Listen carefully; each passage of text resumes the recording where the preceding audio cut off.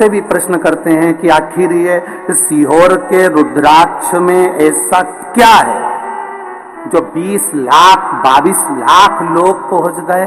तो हम भी उनसे कहते हैं कुछ तो होगा रुद्राक्ष में, नहीं तो ये 22 लाख अपना घर छोड़कर पहुंचते। कुछ तो होगा। लिखा, एक ने पत्र में लिखा, फोटो देखिए पहले उस माता का जिस माता के शरीर में लकवा था। रमेश राठौर, निवासी खेतड़िया, खतेड़िया है क्या है? खेतड़िया, खतेड़िया जो भी होगा, सारंग जिला इंदौर, खतेड़िया सारंग जिला इंदौर। पत्र में उन्होंने अपनी धर्मपत्नी का फोटो लगाया है जिसको लकवा लगा। मेरी धर्मपत्नी जानाबाई को लकवे की बीमारी हो गई थी, वह मरने की कतार में मेरी धर्मपत्नी पहुंच गई थी। डॉक्टरों ने मेरी पत्नी को घर ले जाने को बोल दिया था क्योंकि शरीर काम करना बंद करा। मैंने सन 2020 से उसका इलाज डॉक्टरों से कराया परंतु अच्छी नहीं हुई।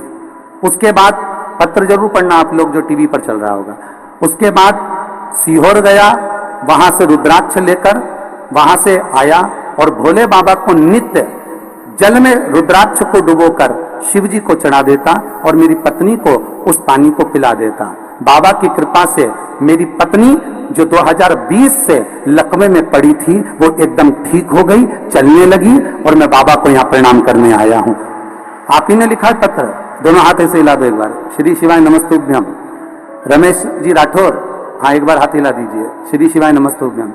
अब ठीक है वो, बस बाबा की कृपा। श्री शिवाय नमस्तुभ्यम। शिव तत्व में लोग पूछते हैं सीहोर के रुद्राक्ष में है क्या? हम कहते हैं हमको भी नहीं मालूम क्या है, पर इतना जरूर है कि उस रुद्राक्ष में कुछ तो है जो पूरा ब्रह्मांड, पूरा भारत उस रुद्राक्ष से हिला हुआ है। केवल एक रुद्राक्ष। कहते हैं 5 रुपए का है, कोई कहता है 2 रुपए का है, कोई कहता है 10 रुपए का है। हम कहते हैं उसकी कोई कीमत नहीं है, वो तो बाबा के चरणों का केवल एक रज है, उस रज का ही मूल तत्व है और कुछ भी नहीं। क्या है उसमें? कई लोग कहते हैं शिव पुराण में क्या है? इतने लाखों लोग आ रहे हैं शिव पुराण सुनने के लिए, भरचक गर्मी पड़ रही है, इंदौर से गाड़ियां भरा भरा के आ रही हैं, ढेर देपालपुर, बेतमा, आसपास का पूरा क्षेत्र भरा पड़ा हुआ है। जितने बेतमा के लोग यहाँ कथा सुनने बैठे हैं, इन सबके घर में 5-5, 10-10 मेहमान पड़े बैठे हैं। पूछो इन बेटमा वालों से, उठाओ रही हाथ बेटमा वाली जितनी बैठी है, उठाओ जरा बेटमा वाले जितने बैठे हो।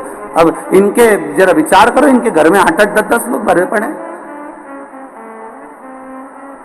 तुम तो केवल कथा सुन रहे, इनकी बहुओं से पूछो, बापड़ियों से रोटी बनाई है। 4 घंटा बहुएं सुखी रहती होंगी जब ये घर के मेहमान कथा में जाते होंगे, और सुस्ता के शाम की तैयारी करती होगी, कुकर चढ़ा दे, कुकर चढ़ा दे। क्यों? सब आने वाले हैं, वापिस कुकर चढ़ा, फिर तैयारी। और मालूम पड़े शनिवार रविवार बीच में पड़ गया तो 10-20 हो रही निटकी क्या और पड़ जाता। अब किसी ने उन बहुओं से पूछा, बेटा कथा में नहीं गई? अब बहू भी बेचारी सिर पे पल्लू लग के बोली,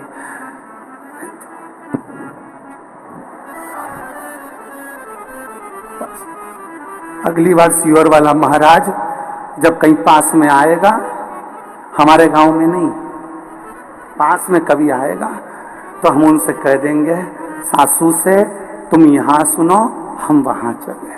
हम भी अब किसी के यहाँ मेहमानी करने जाएंगे, होंगे पास में कथा, 4 दिन 6 दिन 8 दिन आनंद। कौन किसके यहाँ आता है जीजियों? शादी भी होती है ना तो कोई मुंह दिखाने के लिए आता है, पर शिव महापुराण की कथा केवल एक ऐसी होती है जो मेहमान खुद फोन लगाकर बोलता है मैं 4 दिन तुम्हारे यहाँ रहूंगा। कथा सुनना,